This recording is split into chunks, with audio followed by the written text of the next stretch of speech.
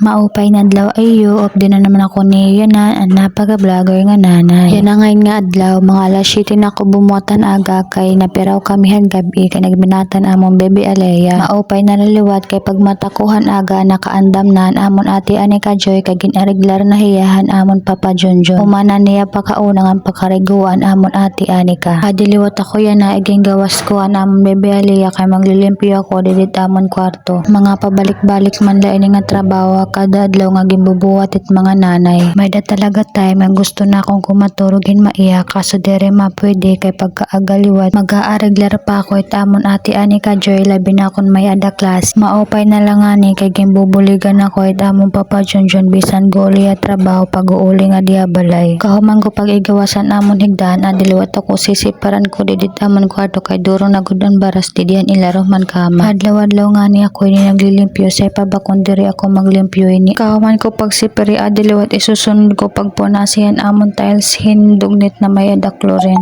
Maupay na naliwat yan na kahit among bebe Alea diri nagtitino og sanglit nakakabuhat ako didit mga trabaho na balay. Makori ngayon maging content creator kay magbibideo ka tapos sige edit mo pa tapos pag voice over nimo maguhuna-huna ka pati mo mga igrayakan. Ngan kahuman hito niga-upload mo tapos waray pagun magkikita agoy kasaklap.